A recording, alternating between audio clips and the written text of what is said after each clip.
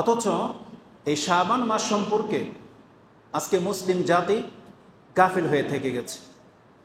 তারা জানে না যে এই শাবান মাস কি।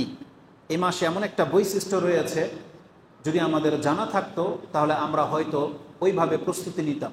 মূলত এই শাবান মাসটি ছিল আমাদের প্রস্তুতির মাস। কিসের প্রস্তুতি? কি প্রস্তুতি নেব আমরা? আপনাদের কোন আইডিয়া আছে এই ব্যাপারে? যে আমরা শাবান মাস চলছে, এই শাবান মাসটা ছিল আমাদের প্রস্তুতির মাস। কি প্রস্তুতি? অনেকে দুই একজন বলছে যে হয়তো সিয়াম, রমজান মাসের প্রস্তুতি। হ্যাঁ, রমজানের প্রস্তুতি নেওয়া উচিত ছিল আমাদের। এই শাবান মাসটি হচ্ছে রমজানের প্রস্তুতির মাস, কিন্তু আমাদের প্রস্তুতি নেই, দেখা যাচ্ছে না। আমি যদি এটা বলি, আপনি ভাববেন যে বক্তা হয়তো জানেই না আমাদের প্রস্তুতি সম্পর্কে। কত ব্যস্ত আমরা, আমাদের চোখে পড়ে না আপনাদের প্রস্তুতি। আমাদের চোখে যেটা পড়ে, দেখা যাচ্ছে কেউ ব্যস্ত হয়ে আছে, প্রস্তুতি নিচ্ছে যে এইবার এই রমজানে নতুন কি কালেকশন হবে ড্রেসের, সেগুলো সন্ধান করে বেড়াচ্ছে। সেগুলো ডিসপ্লেতে লেগে আছে যে এই রমজানে কোন নতুন ডিজাইনটা বাজারে এসেছে, ওই পোশাকগুলো, ওই জুতাগুলো, ওই কসমেটিকগুলো সে সংগ্রহের কাজে লেগে আছে এবং মার্কেট সাজানোর ব্যস্ততায় সে প্রস্তুতি নিচ্ছে, সে ওই প্রস্তুতিতে ব্যস্ত।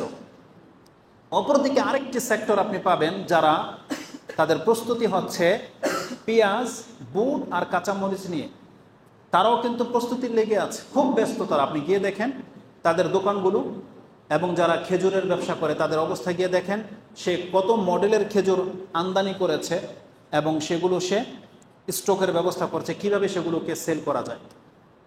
আর একটা চক্র রয়েছে আগে থেকেই কিভাবে এটার দামটাকে 5 টাকা বাড়ানো যাবে সেই প্রচেষ্টায় লেগে আছে। দেখা যাবে যে চিনির দাম অলরেডি 5 টাকা বেড়ে গেছে। যারা বাজার যায় তারা বুঝতে পারবে, আমি তো হয়তো বাজার যাইনি, বুঝতে পারবো না। তা আমাদের প্রস্তুতি তো আছে, আমাদের ঘরগুলোতেও প্রস্তুতি চলছে। আপনি খোঁজ নিয়ে দেখেন মা বোনদের, তারাও প্রস্তুতি নিচ্ছে। কি প্রস্তুতি? ঘরের পর্দাগুলোকে ধুইতে হবে, কার ঘরের ফ্রিজ যদি খারাপ থাকে ফ্রিজটাকে রিপেয়ার করতে হবে, না থাকলে ফ্রিজ একটা এই রমজানে আনতে হবে। কারো ঘরে এসি লাগানোর ব্যবস্থা চলছে, কেউ হয়তো টাইলস লাগাবে, কারণ রমজান বলে কথা, ঈদ সামনে। আমাদের ব্যাপক প্রস্তুতি রয়ে গেছে, কিন্তু মূলত এই প্রস্তুতির কথা না কোরআনে রয়েছে না হাদিসে আছে। যে নবীর উম্মাহ আমরা, সেই নবীও একটা প্রস্তুতি নিত এই শাবান মাসে। সেই প্রস্তুতিটা এই দুনিয়াবী ব্যাপারে ছিল না। কিন্তু আমাদের প্রস্তুতি না পরকাল নিয়ে, না আমাদের প্রস্তুতি নাজাত নিয়ে, না আমাদের প্রস্তুতি আমাদের ভবিষ্যতের অবস্থা নিয়ে, যে কি হবে, এর রেজাল্টটা কি হবে, এই নিয়ে আমাদের কারো কোনো প্রস্তুতি নেই।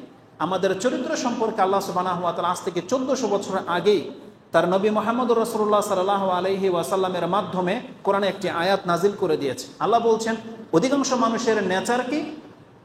ইয়ালামুনা যাহিরাতাম মিনাল হায়াতিদ দুনিয়া ওয়া হুম ফিল আখিরাতি হুম গাফিলুন। আল্লাহ সুবহানাহু ওয়া তাআলা বলছেন, ইয়ালামুনা যাহিরাতাম মিনাল হায়াতিদ দুনিয়া ওয়া হুম ফিল আখিরাতি হুম গাফিলুন। সূরা রোম 30 নম্বর সূরার 7 নম্বর আয়াতে আপনি আয়াতটি পেয়ে যাবেন।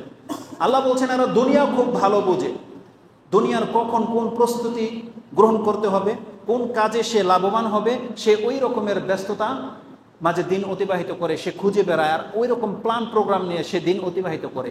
রাতে তার ঘুম হয় না, শুধু এই চিন্তায় যে এই রমজানে সে কতটা বেনিফিট হবে, সে ওই টেনশনে লেগে আছে।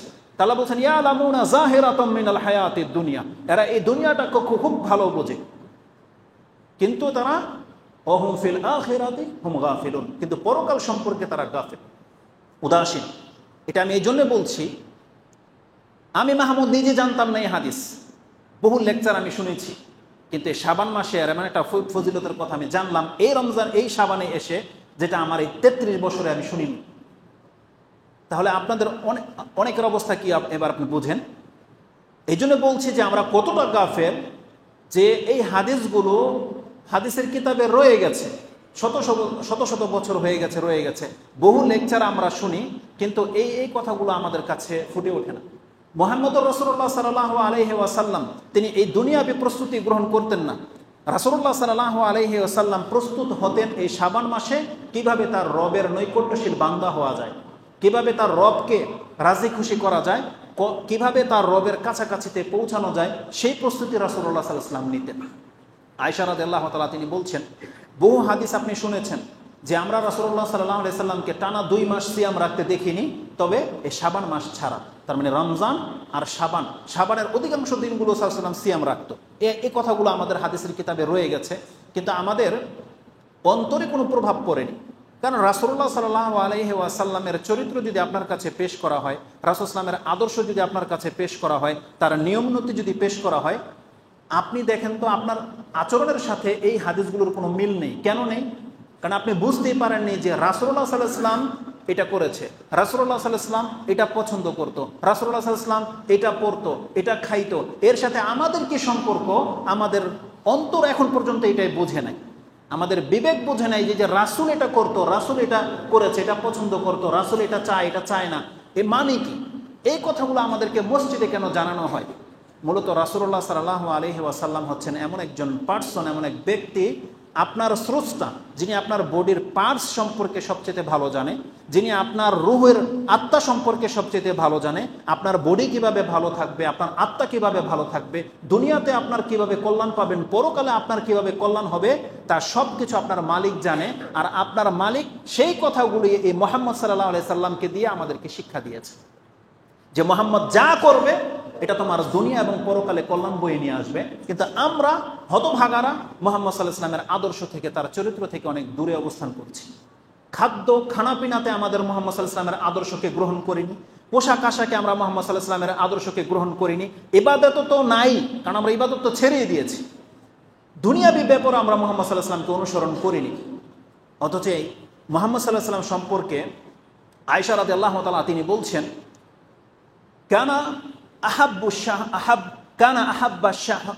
কানা আহাব্বা শুহুরি ইলা রাসূলিল্লাহি সাল্লাল্লাহু আলাইহি ওয়াসাল্লাম আইয়াসুমাহু শাবান সুম্মা ইয়াসিলু বিরমাদান। এই হাদিসটিকে কোট করেছেন আবু দাউদ। আপনি আবু দাউদ কিতাবুস সিয়ামের চ্যাপ্টার উল্টান, তাতে 11 নম্বর পর্বে গিয়ে হাদিসটা আপনি পেয়ে যাবেন। আপনার বাংলার অ্যাপসে হাদিস নাম্বার হচ্ছে 2325, মানে 2325 নম্বর হাদিস, সহিহ সনদে কোট করা হয়েছে। আয়েশা রাদিয়াল্লাহু তাআলা তিনি বলছেন, মুহাম্মদুর রাসূলুল্লাহ সাল্লাল্লাহু আলাইহি ওয়াসাল্লামের কাছে এই শাবান মাসটা এত প্রিয় ছিল, কারণ এই মাসে তিনি সবচেয়ে বেশি সিয়াম রাখতেন। মানে মুহাম্মদ সাল্লাল্লাহু আলাইহি ওয়াসাল্লাম সিয়াম রাখার জন্য সবচেয়ে বেশি পছন্দ করতেন এই শাবান মাসকে। তার মানে তিনি শাবান মাসে সিয়াম রাখাটা অনেক বেশি পছন্দ করতেন মুহাম্মদ সাল্লাল্লাহু আলাইহি ওয়াসাল্লাম। এটা রাসূল সাল্লাল্লাহু আলাইহি ওয়াসাল্লামের পছন্দনীয় মাস ছিল শাবান মাস। কতটা সিয়াম তিনি রাখতেন, আপনি যদি মুসলিমের একটি বর্ণনা নিয়ে নেন, তাতে রয়েছে, ওটাও আয়েশা রাদিয়াল্লাহু তাআলা আনহা থেকে বর্ণিত, তিনি বলছেন, কানা ইয়াসুমু হাত্তা নাকুলা কাদ সাম। রাসূলুল্লাহ সাল্লাল্লাহু আলাইহি সাল্লামের চরিত্র এমন ছিল, যখন তিনি সিয়াম রাখা শুরু করে দিতেন আমরা ভাবতাম যে আর সিয়াম বন্ধ হবে না, তিনি পুরো মাস মনে হয় সাইমে থেকে যেতেন। এটা তার রাউন্ড, মানে সব মাসের একটা চিত্র। তিনি বলছেন, ওয়াকাদ আফতারা ফাকুলনা কাদ আফতারা, যে রাসূল সাল্লাল্লাহু আলাইহি ওয়াসাল্লাম যখন সিয়াম ভঙ্গ করতেন বা ইফতারি করতেন বা সবসময় সিয়ামটাকে ছেড়ে রাখতেন, আফতারা আসলে আমরা এটা বুঝি না, ভাষাটা এরকম, আমরা ইফতার বলি শুধু সিয়ামের পরে যে খাদ্যটা খাই ওটাকে আমরা ইফতার বলি, কিন্তু আরবিতে এই শব্দটা এসেছে অন্য একটা থিওরি থেকে, অন্য একটা সিস্টেম থেকে। আপনি সারা রাত ঘুম থেকে জাগার পরে প্রথম যে খাবারটা খাবেন সকালে, হতে পারে সেটা সাহারির সময়, হতে পারে ফজরের পরে, হতে পারে 10টায়, ওটা হচ্ছে আপনার ইফতার। আরবিতে ওটাকে ইফতার বলে, যে লং টাইম গ্যাপ হওয়ার পরে প্রথম যে খাদ্যটা আপনার মুখে যাবে এটাকে বলা হয় ইফতার। তো ওই সেন্স থেকে রমজানের মাগরিবের সময় যে খাদ্যটা আমরা গ্রহণ করি, ইফতারি ওখান থেকে এসেছে, যে আমরা 12 ঘন্টা না খেয়ে থাকি, তো সর্বপ্রথম যে খাদ্যটা নিয়ে বসছি ওটাকে আমরা ইফতার বলি। তা আপনার রেগুলার যে কোনো খাবার প্রথম আপনি যেটা সামনে আসলো ওটাকে ইফতার বলে। তো রাসূল সাল্লাল্লাহু আলাইহি ওয়াসাল্লাম যেই দিনগুলোতে ইফতার করতেন, তার মানে দিনে খাবার খেয়ে নিতেন, তা আমরা বলতাম যে তিনি মনে হয় আর সিয়াম রাখবে না। তারপরে তিনি বলছেন, কানা ইয়াসুমু শাবানা কুল্লাহ, রাসূলুল্লাহ সাল্লাল্লাহু আলাইহি ওয়াসাল্লাম শাবান মাসে সিয়াম রাখতেন পুরো মাস। এর ব্যাখ্যা কি? তার পরের অংশে বলছেন, কানা ইয়াসুমুনা শাবানা ইল্লা কালিলা, রাসূলুল্লাহ সাল্লাল্লাহু আলাইহি ওয়াসাল্লাম শাবান মাসে এত বেশি সিয়াম রাখতেন, ইল্লা কালিলা, মাত্র 2-1টা দিন বাদে দেখা যাবে যে পুরো মাসটাই তিনি সিয়াম পালন করেছেন। এই বর্ণনাটি রয়েছে বুখারী এবং মুসলিমে। আপনি মুসলিম থেকে যদি খুঁজেন তাহলে সিয়ামের অধ্যায় হাদিসটি পেয়ে যাবেন 26,2616 নম্বর হাদিসটা আপনি পেয়ে যাবেন, 12 নম্বর হাদিস, 26-12তে পেয়ে যাবেন আপনি হাদিস মুসলিমে। তো এটা ছিল রাসূলুল্লাহ সাল্লাল্লাহু আলাইহি ওয়াসাল্লামের চরিত্র, আদর্শ। যে শাবান মাসটাকে তিনি সিয়াম রাখতেন। বরং রাসূলুল্লাহ সাল্লাল্লাহু আলাইহি ওয়াসাল্লামের চরিত্র থেকে যেটা জানা যায়, এই হাদিসটা আপনি পাবেন আপনার আবু দাউদে রয়েছে, নাসাইতে রয়েছে, এবং হাদিসটি আপনি সহিহ মিশকাতেও পাবেন আপনি। সেখানে বলা হয়েছে কানা ইউহাফিজুনা মিন শাবানা মা লা ইয়াতাহাফফাজু মিন গায়রি। রাসূলুল্লাহ সাল্লাল্লাহু আলাইহি ওয়াসাল্লাম শাবান মাসের দিনগুলোকে এমনভাবে হেফাজত করতেন, গণনায় রাখতেন, যা অন্য কোনো মাসের দিনগুলোকে এভাবে গণনা করে রাখতেন না। এই হাদিসটি আপনি পাবেন আবু দাউদে, নাসাইতে এবং মিশকাতে হাদিসটিকে কোট করা হয়েছে। এই যে রাসূলুল্লাহ সাল্লাল্লাহু আলাইহি ওয়াসাল্লাম শাবানের দিনগুলোকে গণে গণে রাখতেন। এখন আমি যদি আপনাদেরকে কাউকে যদি ইশারা করে জিজ্ঞেস করি আজকে শাবানের কয় তারিখ, আপনি লজ্জা পেয়ে যাবেন। দেখা যাবে যে এই সংখ্যাটা কেবলমাত্র হয় মসজিদের ইমাম সাহেব জানে, হয় যারা খুব মানে টাইম টু টাইম ইবাদতের সাথে লেগে আছে দুই একটা যুবক তারা হয়তো জানে, আর যারা প্রপারলি নিজের জীবনে সিয়ামটাকে বাস্তবায়ন করে রাখতে চায় প্রত্যেক কোনো না কোনো মাসে, বা আইয়ামে বীজের যে সিয়ামগুলো রয়েছে বা 13, 14, 15 তারিখে যে সিয়ামগুলো তারা রাখে, তারা হয়তো বলতে পারবে যে আজকে কত তারিখ। আমি আপনাকে লজ্জা দিতে চাচ্ছি না, কারণ আজকে শাবান মাসের 12 তারিখ পার হয়ে চলে যাচ্ছে, আর মাত্র 15 দিন পর, আর বাকি 3 দিন, আর 15 দিন পরে আমাদের কাছে সিয়াম রমজান মাস চলে আসবে। কিন্তু আমাদের চরিত্রের মধ্যে কোনো প্রভাব পড়েনি। আপনি দেখেন কোনো প্রভাব পড়েনি। কারণ কি, রমজান মাস এটা এমন একটা মাস আমাদের কাছে আসতে যাচ্ছে, তার ইবাদতকে আমাদেরকে সুষ্ঠুভাবে পালন করতে হবে, সেই ইবাদতের হক পুরা করতে হবে। আমাদের এই টেনশনই নেই। আমাদের যদি টেনশন থাকতো, আপনার ফাইনাল পরীক্ষা দেওয়ার আগে প্র্যাকটিক্যাল যে পরীক্ষাটা আগে নেওয়া হয় সেমিস্টার বা এই জাতীয় কিছু, দেখেন আপনার প্রিপারেশনটা কেমন থাকে, কারণ ওটা নির্ভর করে আপনার ফাইনাল পরীক্ষার রেজাল্ট কি হতে পারে। আপনার প্রিপারেশনটা কিন্তু এরকমই থাকে। রমজান মাস আমাদের কেউ অভ্যাস নাই, 10 মাস আমরা খেয়ে পেটটাকে মোটা করে ফেলেছি, হঠাৎ করে যদি কালকে এখন সিয়াম রাখতে হয়, দেখেন আপনার হাই প্রেশার হয়ে যাবে, কারো প্রেশার লো হয়ে যাবে, কারো ডায়াবেটিসে চেপে বসবে, কারো পেটে গ্যাস্ট্রিক হয়ে যাবে, পরবর্তীতে বিকালবেলা তাকে সিয়ামটা ভাঙতে হবে। অথচ রমজান মাস এটার হককে আদায় করার জন্য আপনাকে সৃষ্টি করা হয়েছে। কিন্তু আপনি যদি শাবান মাসে সেই হকটাকে পুরা করে নিতেন, আপনি নিজেকে যদি অভ্যস্ত করে নিতেন, তাহলে শাবানের প্রথম সিয়ামটা আপনার কাছে পানির মতো মনে হবে। এই যে আমরা কয়েকটা সিয়াম রেখেছি, এখন বাকি দিনগুলো যদি বলেন 50 ডিগ্রি হয়ে গেছে সেলসিয়াস, তারপরে আমাদের আমলে মানে দেহের উপরে কোনো প্রভাব পড়বে না। কারণ ফার্স্ট টাইম যেই দিন সিয়ামটা ছিলাম ওই দিন বুঝতে পেরেছি যে আসলে হঠাৎ করে সিয়াম রাখা কত কষ্টকর। অতএব আপনাকে আল্লাহ সুবহানাহু ওয়া তাআলা শরীয়তে দিয়েছে ধর্ম এত সহজ, আল্লাহ আপনাকে সেই সিস্টেম জানিয়ে দিয়েছে মুহাম্মদ সাল্লাল্লাহু আলাইহি ওয়াসাল্লামের মাধ্যমে, যে রমজানের সিয়াম আপনার কাছে হালকা মনে হবে যদি তার আগে নিজেকে আপনি প্রস্তুত করে নিতে পারেন। কিন্তু দেখা যাচ্ছে না, আপনার টার্গেট হলো রমজান মাসটা আমি সিয়াম রাখবো, এই মাসটা খেয়ে নেই ইচ্ছা মতো, খেয়ে আপনি নিজেকে আরো ভারী করে ফেলছেন, তখন ওই রমজানের প্রথম দিনটি আপনার জন্য খুব টাফ হয়ে যাবে। সেই দিন আপনার আর সিয়াম রাখলেও আপনার নামাজ পড়তে আর ভালো লাগবে না, সেই দিন সালাদ পড়তে আপনার ভালো লাগবে না। কিন্তু এই আগেই মাথা ব্যথা তো কমন একটা রোগ, ফার্স্ট টাইম যেদিন আপনি সিয়াম রাখবেন আপনার মাথা ব্যথা লাজিম হবে, তাহলে সেই দিন আপনার সালাত আপনার পড়তে ভালো লাগবে না, খিটখিটে মেজাজ থাকবে। তাহলে আপনার জন্য ভালো অপশন হচ্ছে এই শাবান মাসের দিনগুলোতে অন্তত পক্ষে 1 সপ্তাহ 2 সপ্তাহ আপনি সিয়াম রেখে নিজেকে অভ্যস্ত করে নেন। তাহলে আপনার জন্য ফরজ ডিউটিটা করা অত্যন্ত সহজ হবে। আপনাদেরকে কেন বলা হয়েছে ফজর নামাজের সুন্নত অত্যন্ত গুরুত্বপূর্ণ, কেন? কারণ ফজর নামাজের সুন্নতকে যারা গুরুত্ব দেবে তাদের কোনোদিন জামাত মিস হবে না, তাদের কখনো ফরজ জামাত ছুটবে না, ফরজ সালাত তার গ্যাপ হবে না। কারণ এটা হচ্ছে গাফলতির সময়, আপনার মাত্র ঘুম ভেঙে আপনি এসেছেন। যদি আপনি সুন্নত আগে না পড়েন তাহলে ফরজ সালাতে দাঁড়িয়ে আপনি ঘুমাবেন, যা ইচ্ছা তাই মুখ দিয়ে আপনি বলে ফেলবেন। তার জন্য আল্লাহ সুবহানাহু ওয়া তাআলা আমাদেরকে এমন শরীয়ত দিয়েছে যে এই ঘুমটা আপনি আগে ভাঙেন, 2 রাকাত সুন্নত পড়েন, যাতে করে ফরজ সালাতে দাঁড়িয়ে আপনার সেই অলসতাটা দূর হয়ে যায়। তো তেমনি ফরজ সিয়াম, আপনি এটাকে তুচ্ছ তাচ্ছিল্য ভাবছেন, ফরজ বিষয়টা এটা ভাববেন, ওটা আপনার নাজাত নির্ভর করে তার উপরে যে আপনি নাজাত পাবেন কি পাবেন না, এটা আপনার মর্যাদা বৃদ্ধির বা ওই প্রাইজের জন্য নয়, ওটার নির্ভর করে আপনার নাজাত আর মুক্তির। কারণ ফরজ যেই জিনিসগুলো আছে ওগুলোকে করতে পারলে আপনি নাজাত পাবেন, না হলে আপনি তো আল্লাহর কাছে ফেঁসে যাবেন। অতএব রাসূলুল্লাহ সাল্লাল্লাহু আলাইহি ওয়াসাল্লাম এই শাবান মাসের দিনগুলোকে হেফাজত করতেন, সংরক্ষিত করতেন, এবং সেই দিনগুলোতে রাসূল সাল্লাল্লাহু আলাইহি ওয়াসাল্লাম সিয়াম রাখতেন। তো ওই হাদিসগুলো থেকে বোঝা যায় যে অধিকাংশ দিনগুলো আমাদের উচিত ছিল সিয়াম রাখা। যদিও আপনি কিছু হাদিস পাবেন রাসূলুল্লাহ সাল্লাল্লাহু আলাইহি ওয়াসাল্লাম বলছেন যে, ইবনে মাজাতে হাদিসটি রয়েছে, যদি 15 শাবান পার হয়ে যায় তখন কেউ যেন আর সিয়াম না রাখে। এটা কাদের জন্যে? যারা সারা বছর বিনা সিয়ামে চলে গেছে তাদের জন্যে। তারা যেন 15 শাবানের পরে সিয়াম না রাখে, কারণ তাদেরকে দেখে অনেকে আবার রমজান মাসকে ফিল করবে যে এরা কোন জাতি বা কিছু, বা অন্য কোনো উদ্দেশ্য রাসূলুল্লাহ সাল্লাল্লাহু আলাইহি ওয়াসাল্লাম নিষেধ করেছে। কিন্তু রাসূল ইসলামের চরিত্র থেকে এবং সাহাবীদের আমল থেকে বোঝা যায় যে না, আপনার জন্য শাবানের 25-26 তারিখ পর্যন্ত সিয়াম রাখার অনুমতি আছে, বরং উত্তম যদি আপনি রাখতে পারেন। আর সাহাবীদের জীবনে যে এই সিয়াম ছিল, আপনি আরেকটি হাদিস পড়লে বুঝতে পারবেন, যেটা বুখারী মুসলিম এবং অন্যান্য কিতাবে এসেছে। রাসূল সাল্লাল্লাহু আলাইহি ওয়াসাল্লাম বলছেন, লা তুকাদ্দিমু রমাদানা বিসিয়ামি ইয়াউমিন আও ইয়াউমাইন। তোমাদের কোনো ব্যক্তি যেন রমজান মাসকে সিয়াম রেখে আগিয়ে না নিয়ে আসে। তার মানে রমজান মাস ধরেন রবিবার, আজকে থেকে সে সিয়াম রেখে দেবে, তাহলে 2 দিন এগিয়ে গেল।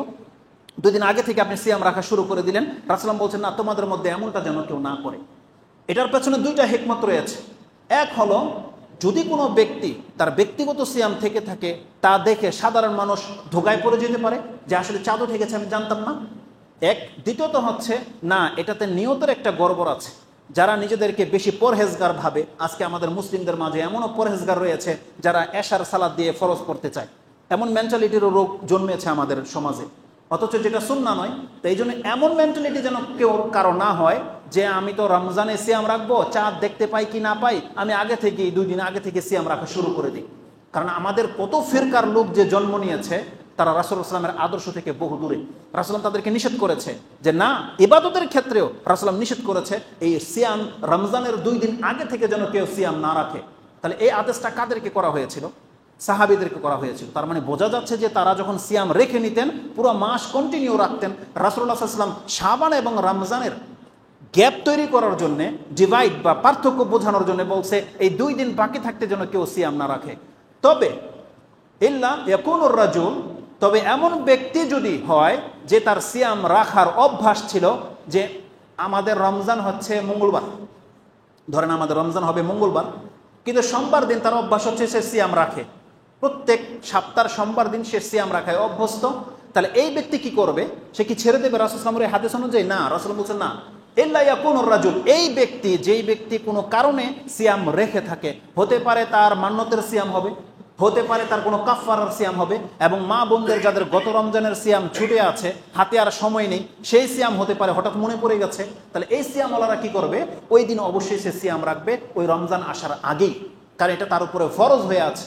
আর যেই ব্যক্তি কন্টিনিউ সিয়াম রাখে, সে সিয়াম ছাড়বে না। তো এটা ছিল এক্সেপশনাল ব্যাপার। আমাদের তো সুন্নত তরিকায় আমরা সিয়াম রাখি না, আপনাদের কাছে এই হাদিস বলার কোনো মানি হয় না। কারণ আপনাদের মধ্যে এমন কোনো ব্যক্তি যদি থাকতেন যে অধিকাংশ দিন সিয়াম রাখছেন, তাহলে তাকে নসিহতপূর্ণ কথা বলতাম যে না, রমজানের 2 দিন আগে আপনি সিয়াম রাখেন না। কিন্তু আমরা একটাও সিয়াম রাখিনি। আমরা যদি বলি কে কয়টা সিয়াম রেখেছেন, আপনাদের প্রত্যেকের অন্তরের খবর আপনারা জানেন।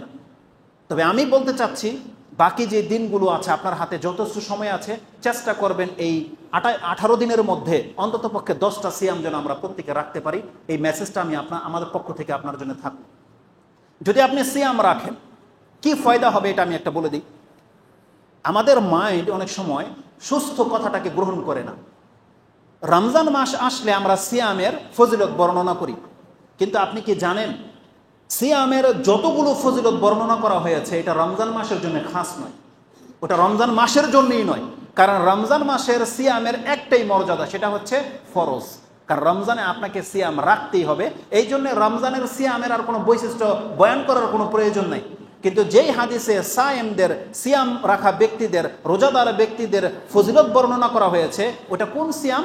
এটা হচ্ছে যে প্রত্যেক সোমবার বৃহস্পতিবারের সিয়াম, সেটা হচ্ছে এই যে আপনার মাসের 3 দিনের সিয়াম বা এমনি নফলের সিয়াম, সেই বর্ণনাগুলো এই হাদিসে এসেছে।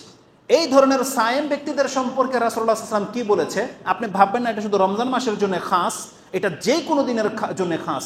যেই ব্যক্তি সিয়াম রেখে নেয়, ওই দিন তার পেট খালি থাকার কারণে তার মুখ থেকে আলাদা একটা ধরনের স্মাইল বের হয়।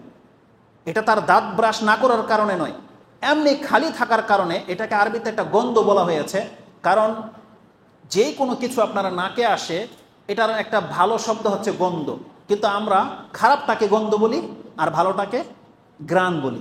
এটা আমাদের ভাষায় পার্থক্য আছে, কিন্তু না, রিহ ভালোটাকেও বলে, খারাপটাকে বলে। এটা হচ্ছে খারাপ গন্ধ, এটা খারাপ গন্ধ আসছে, এটা ভালো গন্ধ আসছে। তো গন্ধ বলতেই খারাপ না, সিয়াম ব্যক্তির মুখ থেকে একটা গন্ধ আসে, ধরেন ঘ্রাণ আসে।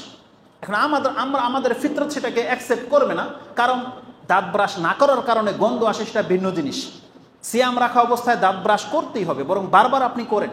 আপনার হলকে শুধু পানি না গেলেই হইল, আপনি ব্রাশ করেন, মানে মেসওয়াক করেন। আপনি টুথ ব্রাশ ইউজ করেন না, পেস্ট যেটা ফেনা জন্মে এটা করেন না, কিন্তু মেসওয়াক করেন। কিন্তু অনেক মূর্খরা কি করে, যখন শুনছে যে সিয়াম যেই ব্যক্তি রাখে তার মুখের গন্ধ আল্লাহর কাছে প্রিয়, এই জন্য দাঁতই ব্রাশ করেন। আরে ওর গন্ধ তো সাধারণ মানুষই পছন্দ করবে না, তখন ফেরেশতাই পছন্দ করবে না। যে আল্লাহ সুবহানাহু ওয়া তাআলা হচ্ছেন পবিত্র, রাসূল সাল্লাল্লাহু বলছেন ইন্নাল্লাহা তাইয়্যিব লা ইউকবালু ইল্লা তাইয়্যিব, যে আল্লাহ হচ্ছেন পবিত্র পাক সাফ, সে আল্লাহ আপনার মুখের দুর্গন্ধ কিভাবে পছন্দ করতে পারে? ভুল ব্যাখ্যা করা হচ্ছে না। সিয়াম ব্যক্তি হচ্ছে সে খালি পেটে থাকার কারণে সারাদিন মুখটা বন্ধ থাকে। যারা সিয়াম রাখে দেখবেন বেশি কথা বলে না, চুপচাপ থাকে, তখন আলাদা একটা ভাব তৈরি হয় মুখে। এই ভাব সম্পর্কে রাসূল সাল্লাল্লাহু আলাইহি ওয়াসাল্লাম বলছেন ওয়াল্লাযী নাফসু মুহাম্মাদিন বিয়াদিহি লা খালুফু ফামি সাইন আতিয়াবু ইনদাল্লাহি মির রিহিল মিস্ক। যেই ব্যক্তি সিয়াম রাখে, এই সিয়াম রাখা ব্যক্তির মুখের ভাবটা আল্লাহর কাছে মিসকে আম্বর চাইতে বেশি প্রিয়। এই বর্ণনাগুলো হাদিসে রয়েছে। রাসূল সাল্লাল্লাহু আলাইহি ওয়াসাল্লাম বলছেন লিসাইমে ফারহাতান, ফারহাতুন ইনদা ফিত্রিহি ওয়া ফারহাতুন ইনদা ফিত্র লিকাই রাব্বিহি। যেই ব্যক্তি সিয়াম রাখে তার জন্য দুইটা সুসংবাদ। একটা সুসংবাদ সে পেয়ে যাবে যখনই তার ইফতার করার সময় হয়, যেহেতু সে আজকে সিয়ামটাকে কমপ্লিট করতে পেরেছে, এটা যখন সে দেখতে পায় যে আমার সিয়ামটা পুরো হয়ে গেছে, তখন সেটা সন্তুষ্টি ফিল করে, তাহলে তখন আল্লাহ তাকে সন্তুষ্ট করে দেয়। আর দ্বিতীয় সন্তুষ্ট করবে আল্লাহ কিয়ামতের মাঠে, যেই দিন আল্লাহর সাথে তার সাক্ষাৎ ঘটবে। কারণ আল্লাহ সুবহানাহু ওয়া তাআলা বলছেন আল আমালু, প্রত্যেকটা আমল বান্দার জন্যে সে যা করবে আশারাতু ইলা 700 দিফা, আমি তাকে 10 থেকে নিয়ে 70 গুণ দুনিয়াতেই লিখে দিই, যে কোনো কর্ম। আল্লাহ বলছেন ইল্লা সিয়াম ফাইন্নাহু লি ইউদা শাহওয়াতাহু ওয়া শারাবাহু ওয়া শাহওয়াতাহু লি আজালি। সে আমাকে সন্তুষ্ট করার জন্য খানাপিনা সব ছেড়ে দিয়েছে, তারা স্বাদ আহ্লাদ সব ছেড়ে দিয়েছে। যেহেতু এটা আমি ছাড়া আর কেউ এটার তদারকি করতে পারবে না যে এই লোকটাকে কিছু খেয়ে নিয়েছে কি খেয়ে নেয়নি, সে কেবল আমাকে ভয় করে ঠান্ডার কলসির পানি ছিল সে মুখে দেয়নি, এটা শুধু আল্লাহ দেখেছে আর কেউ দেখেনি। আল্লাহ বলছেন যেহেতু এটা শুধু আমি ছাড়া আর কেউ জানে না, এই জন্য এর জাযাটা আমি আল্লাহ নিজে দেব। ফাইন্না হলি ওয়া আনা আজিজি বিহি, এই সায়েম ব্যক্তির জাযা শুধু আমি দেব। এই বর্ণনাগুলো সব রয়েছে। তবে সিয়ামের সবচেয়ে বড় মর্যাদাকর যেটা আমার কাছে মনে হয়, সেটা হচ্ছে রাসূল সাল্লাল্লাহু আলাইহি ওয়াসাল্লামের সেই বাণী। রাসূল সাল্লাল্লাহু আলাইহি ওয়াসাল্লাম বলছেন আসিয়ামু জুন্নাহ, আসিয়ামু জুন্নাতুম মিনান নার। ইবনে মাজাতে রয়েছে, বুখারীতে রয়েছে আসিয়ামু জুন্নাহ, আর ইবনে মাজাতে তার ট্রান্সলেট পাবেন বা নাসাইতে পাবেন, তাতে রয়েছে আসিয়ামু জুন্নাতুম মিনান নার। কিসের জুন্নাহ? মানে ঢাল, দেয়াল। কিসের দেয়াল? জাহান্নামের আগুনের মাঝে আর আপনার মাঝে একটা দেয়াল, একটা ঢাল হয়ে যাবে। তার মানে জাহান্নামের আগুন, ওখানে একটা যদি দেয়াল দাঁড়িয়ে যায়, আপনাকে জাহান্নামে ফেলতে পারবে কেউ? তার রাসূল সাল্লাল্লাহু আলাইহি ওয়াসাল্লাম বলছেন এই সিয়াম যেই ব্যক্তি রাখে, কাল কিয়ামতের মাঠে জাহান্নামের মাঝে আর তার মাঝে একটা ঢাল হয়ে যাবে, এই সিয়াম তাকে ঠেকিয়ে দেবে। এর ব্যাখ্যা কি বলা হয়েছে?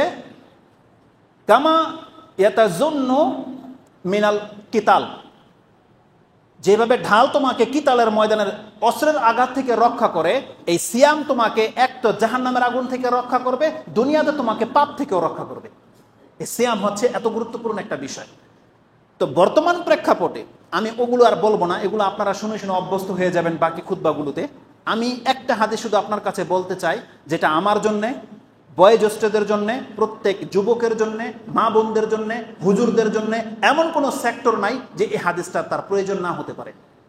কারণ বর্তমানে আমরা ফেতনায় জড়িয়ে যাচ্ছি, কোনো সাদা টিচাররা ফেতনায় জড়িত, বয়োজ্যেষ্ঠরা ফেতনায় জড়িত, এমনকি সেই ফেতনায় বর্তমানে মসজিদের মিম্বরে দাঁড়িয়ে যে খুতবা দেয় সেই খতিবও জড়িত। কেউ বাদ পড়ছে না। যে আল্লাহর ওলি, পীর, বুজুর্গ দাবি করছে, সেই ফেতনায় সেও জড়িয়ে যাচ্ছে।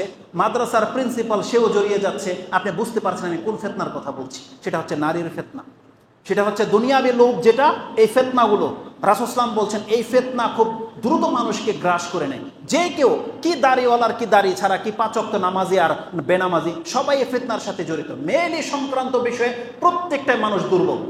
এই ফেতনা যখন তখন যাকে তাকে পেয়ে বসছে। এখন এই ফিতনা থেকে বাঁচতে হলে আপনার জন্য একটা মেডিসিনের ব্যবস্থা করেছে আল্লাহ সুবহানাহু ওয়া তাআলা, আর ট্রিটমেন্ট করেছে মুহাম্মদুর রাসূলুল্লাহ সাল্লাল্লাহু আলাইহি ওয়াসাল্লাম।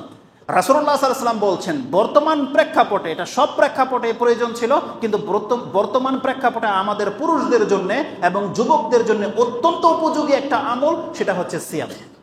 এই সিয়াম আপনাকে রাখতে হবে, আপনি লাজিম ফরজের মতো করে আপনাকে সিয়াম রাখতে হবে, কারণ আপনার রক্তের মধ্যে প্রবলেম দেখা দিয়েছে, আপনার রক্তের মধ্যে ভাইরাস ঢুকে গেছে, যে ভাইরাস আপনার মাথাকে মানে জাগিয়ে তোলে। এই জন্য এটাকে ঠান্ডা করতে হবে, আপনার এই রক্তকে ফ্রিজার করতে হবে, না হইলে জাহান্নামের আগুনে জ্বালিয়ে আপনার এই রক্তকে আল্লাহ ঠান্ডা করবে। আর তার আগে এই ফিতনায়, এই পাপে জড়িত হওয়ার আগে সিয়াম রেখে আপনি আপনার রক্তটাকে ঠান্ডা করেন, যাতে এটা মাথা ছাড়া দিতে না পারে। রাসূলুল্লাহ সাল্লাল্লাহু আলাইহি ওয়াসাল্লামের একটি মেসেজ আপনার রাসূল সাল্লামের পক্ষ থেকে, যে হাদিসটি আপনি বুখারী এবং মুসলিমের উভয় কিতাবে পাবেন। আমি বুখারী থেকে আপনাকে কোট করছি, সেটা আপনি সিয়ামের অধ্যায়ে পাবেন। হাদিস হচ্ছে 19:5। আব্দুল্লাহ ইবনে মাসউদ রাদিয়াল্লাহু তাআলা তিনি বলছেন, কুন্না মা রাসূলিল্লাহি সাল্লাল্লাহু আলাইহি ওয়াসাল্লাম, আমি রাসূলুল্লাহ সাল্লাল্লাহু আলাইহি ওয়াসাল্লামের সাথে ছিলাম। তখন তিনি বললেন, মান ইসতাতা মিনকুমুল বাআতা ফালিয়াতাজাওয়াজ ফাইন্নাহু আগাদ্দু লিল বাসার ওয়া আহসানু লিল ফারজ। তোমাদের মধ্যে যেই ব্যক্তি স্ত্রীকে নিয়ে ঘুমানোর তৌফিক রাখে, বাআতা বলা হয়েছে, ইমাম বুখারী বাআতা বলছেন বিবাহ করা। তার মানে যেই ব্যক্তি বউ রাখতে পারে, এমন সামর্থ্য যার রয়েছে, যার রাত কাটানোর মতো এই সামর্থ্য রয়েছে, একটা কুটের ঘর রয়েছে বা কুরের ঘর রয়েছে, যে সেখানে সে তার ওয়াইফকে নিয়ে রাত কাটাতে পারবে, তাহলে এমন প্রত্যেক ব্যক্তির জন্য বিয়ে করা ফরজ। রাসূলুল্লাহ বলছে তোমরা বিয়ে করো, তাজাওয়াজ ফাইন্নাহু আগাদ্দু লিল বাসার। এটা কি করবে? বিয়ে করলে তোমার চক্ষুটাকে নত করে দেবে। আল্লাহর আয়াতের প্রয়োজন নাই যে তোমার চক্ষুকে নত করো, আল্লাহ বলছে তুমি এই থিওরিটাকে অবলম্বন করো, এই আমল তোমার চক্ষুটাকে অটোমেটিকলি নামিয়ে দেবে। আপনি যখন স্ত্রীর সাথে সহবাস করে আসবেন, আপনি বেরিয়ে দেখেন রাস্তায় একটা যুবতী সামনে চলে যাক, আপনার তাকে ঘৃণা মনে হবে, আপনার তার কাছে অনীহা মনে হবে, আপনার চোখ সেদিকে যাবে না। আপনার পাশে এসে বসে যাক অটোতে, আপনার পশম একটাও দাঁড়াবে না, কারণ একটু পূর্বেই আপনি আপনার রক্তকে ঠান্ডা করে এসেছেন। রাসূলুল্লাহ সাল্লাল্লাহু আলাইহি ওয়াসাল্লাম বলছেন, ইন্নাহু আগাদ্দু লিল বাসার ওয়া আহসানু লিল ফারজ। কাদের জন্য আহসানু লিল ফারজ? রাস্তাঘাটে আজকে বেহায়া মহিলাদের অভাব নেই, মার্কেটে যাবেন তাদের শরীরের কোনো কাপড় নেই, তাদের অঙ্গ প্রত্যঙ্গগুলো প্রকাশ করে দিচ্ছে। আপনি নেট ওপেন করবেন, যে কোনো জায়গাতে আপনি দেখেন এই ধরনের মহিলাদের সংখ্যা অত্যন্ত বেশি। আপনার চাহিদা জাগতেই পারে। রাসূলুল্লাহ সাল্লাল্লাহু আলাইহি ওয়াসাল্লাম বলছেন জাগলেও কোনো ভয় নেই, কারণ তার আসল, তার হালাল, তার ভালো সুরক্ষিত জায়গা আল্লাহ ব্যবস্থা করে দিয়েছে। ফাইন্নাহু আগাদ্দু লিল বাসার ওয়া আহসানু লিল ফারজ। আপনার লজ্জাস্থানকে হেফাজত করে দেবে আপনার ওয়াইফ। তার সাথে মেলামেশা করাকে আপনাকে আল্লাহ সুবহানাহু ওয়া তাআলা হালাল করেছে। আপনি তখন ফিরে আসেন আপনার ওয়াইফের কাছে, আপনি পেয়ে যাবেন আপনার পাপ মুক্ত জীবনযাপন আপনি ক্রিয়েট করেন। এটা হচ্ছে উত্তম জীবন। রাসূলুল্লাহ সাল্লাল্লাহু আলাইহি ওয়াসাল্লাম বলছেন, এখন যাদের বিয়ে করার সামর্থ্য নাই, যাদের রাত কাটানোর মতন ঘর নাই, যে তার বাবার আন্ডারে থাকে, যে তার স্ত্রীকে খাওয়াতে পারবে না বা শারীরিক চাহিদা দিয়ে তার ওয়াইফকে পরিতৃপ্ত করতে পারবে না, তাহলে এ কি করবে? এতে বিয়ে করবে না। রাসূলুল্লাহ সাল্লাল্লাহু আলাইহি ওয়াসাল্লাম তার জন্য বলছেন, ফাইন লাম ইয়াস্তাতি, যদি তোমরা বিয়ে করার সামর্থ্য না রাখো, ফালাইহা বিসম, ফালাইহা বিসম, তাহলে তুমি তোমার জন্য সিয়ামটাকে লাজিম করে নাও। তার মানে প্রতিদিন তুমি সিয়ামে থাকো। এতে কি হবে? ফাইন্নাহু লাহু উইজাউন, তাহলে এই সিয়াম তোমাকে ওই ঘাটতিটাকে পুরা করে দেবে। সেটা কি করবে? তোমার রক্তের যেই রেঞ্জ আছে ওটাকে থামিয়ে দেবে। আপনার যৌন শক্তিতে ঘাটতি আসবে না, ওটা ফ্রিজার হয়ে থেকে যাবে, জিপ হয়ে থেকে যাবে। এটা তখন মাথা চারা দিয়ে উঠবে যখন আপনি স্ত্রী পাবেন। কিন্তু এটা যদি আপনি না করেন, তাহলে আপনি এটাকে ক্ষয় করছেন, বিভিন্নভাবে এটা ক্ষয় হবে। এতে আপনার শারীরিক মারাত্মক ক্ষতি হবে, আপনার মেন্টালিটি কিন্তু দুর্বল হয়ে যাচ্ছে। অধিকাংশ যুবকরা বা আমরা বলি আমাদের স্মরণ শক্তি থাকে না। কিভাবে আপনার স্মরণ শক্তি থাকবে? যখন স্মরণটাকে সব একদিকে আপনি প্রয়োগ করছেন, সারাদিনই ওই রূপসীর টেনশন, সারাদিন যখন যা দেখছেন তাই আপনার চোখে ভাসে, তাহলে আপনার মেমোরি তো ওটা ছাড়ার কাজই করে না, তাহলে আপনার কি কথা স্মরণ থাকবে? অতএব আপনি সিয়াম রাখেন, তাহলে এটা ফ্রিজার হয়ে থেকে যাবে, আপনি আপনার চরিত্রকে বাঁচিয়ে নিতে পারবেন। এটা অত্যন্ত মানে সূক্ষ্ম এবং খুব দামি একটা মেডিসিন আল্লাহ রাসূল আমাদেরকে দিয়ে গেছে। এই জন্য যারা এই চাহিদা রয়েছে, আজকে আমাদের চরিত্র খারাপ হয়ে গেছে, ওয়াইফ থাকতেও আমাদের অন্য মহিলাদের দিকে চোখ যায়। যেখানে বলা হয়েছে বিয়ে করলে তোমার চোখ নত হয়ে যাবে, কিন্তু আমাদের চোখ আর শুধু স্ত্রীর দিকে ক্ষান্ত থাকে না, আমাদের চোখ এদিক সেদিক ঘুরে। এই জন্য আমাদের যাদের ওয়াইফ আছে তাদেরও উচিত মাঝে মাঝে সিয়াম রাখা, তাদেরও উচিত। এটা শুধু যুবকদের কাজ নয়, প্রত্যেকে আমাদের সিয়ামের ব্যবস্থা করতে হবে। আর সিয়াম রাখলে আপনার কোলেস্টেরলের মাত্রা কমে যাবে। মেডিকেল সায়েন্সের ভাষা আমি প্রয়োগ করতে চাচ্ছি না, কারণ ওগুলো আমাদের শরীয়ত নয়। আমার কথা হচ্ছে আপনার রব আপনাকে বলেছে, আপনার নবীর আদর্শ এটা, তাতে উপকার আপনার মেডিকেল সায়েন্সের ফিজিক্যালি কোনো উপকার থাক বা না থাক, আপনি আপনার রবকে ভালোবাসেন, আপনি আপনার মুহাম্মদ রাসূলুল্লাহ সাল্লাল্লাহু আলাইহি ওয়াসাল্লাম আপনার নবীকে ভালোবাসেন। মুহাম্মদ সাল্লাল্লাহু আলাইহি ওয়াসাল্লাম যেহেতু পছন্দ করতো সিয়াম রাখতে, তাই আপনি সিয়াম রাখবেন। এটা হচ্ছে রাউন্ড ফিগার, আপনাকে বলে দিলাম যে কোনো দিনের ফজিলত। কিন্তু এই শাবান মাসে এসে এই কথাগুলো আমি কেন বলছি আপনাকে, যে বাকি 18 দিন আপনি সিয়াম রাখার ব্যবস্থা করেন, যে কয়দিন পারেন, কারণ আপনার জন্য একটা চমৎকার মেসেজ রয়েছে। এটা আমি দাবি করবো, এর পূর্বে আপনাকে কেউ শোনায়নি, ওটা বক্তব্যের পরে বোঝা যাবে ইনশাল্লাহ। হাদিসটি 3টা কিতাব থেকে আমি কোট করব। হাদিসটি রয়েছে সহিহ তারগিব ও তারহিব, হাদিস নাম্বার হচ্ছে 1026, যেটা বাংলা এখন ট্রান্সলেট হয়ে গেছে, প্রথম খণ্ড বেরিয়েছে, তাতে 1026 নম্বরে পেয়ে যাবেন। আপনি হাদিসটি পাবেন নাসাইতে 20 নম্বর পড়বে কিতাব সিয়াম, হাদিস নাম্বার হচ্ছে 2354 নম্বর হাদিস। আপনি হাদিসটি পেয়ে যাবেন মুসনাদে আহমদে, হাদিসটি রয়েছে 21754 নম্বর হাদিস, 53 নম্বর হাদিস, সেখানে আপনি পেয়ে যাবেন। উসামা বিন যায়েদ তিনি বলছেন, ইয়া রাসূলুল্লাহ লাম আরাকা তাসুমু শাহরান মিনাশ শুহুর, কোনো মাসে আপনাকে অতটা সিয়াম রাখতে দেখিনি, মা তাসুমু ফি শাবান, যতটা সিয়াম আপনি শাবান মাসে রাখেন। এর কারণ কি? রাসূলুল্লাহ সাল্লাল্লাহু আলাইহি ওয়াসাল্লাম বলছেন, জালিকা শাহরুন, এটা এমন একটা মাস, ইউগফালুন নাসু আনহু, মানুষকে এই মাস সম্পর্কে গাফিল করে দেওয়া হয়েছে। মানুষ রজব মাসে কিছু আলোচনা শুনেছিল, রজব মাসের এই বৈশিষ্ট্য সেই বৈশিষ্ট্য, রজব মাস হচ্ছে হারাম মাসের একটা মাস, আবার রমজান মাস নিয়ে মানুষের টেনশন থাকে, এর মিডলে যে শাবান মাস কতটা বৈশিষ্ট্যপূর্ণ মাস, মানুষের সম্পর্কে খবরই রাখেন। রাসূল সাল্লাল্লাহু আলাইহি ওয়াসাল্লাম বলছেন, ইউগফালুন নাসু আনহু, এই শাবান মাস সম্পর্কে মানুষকে গাফিল করে দেওয়া হয়েছে। তুমি কি জানো এই শাবান মাস কি মাস? তিনি বলছেন, হুয়া শাহরুন বাইনা রাজবে ওয়া রমাদান, হুয়া শাহরুন তুরফাউ ফীহিল আমালু ইলা রাব্বিল আলামিন। এই শাবান মাস এমন একটা মাস, এই জমিনে কোন বান্দা কি আমল করছে, বছরে একবার আল্লাহর কাছে এই আমলনামাগুলো পেশ করা হয়, আর সেই মাসটা হচ্ছে শাবান মাস।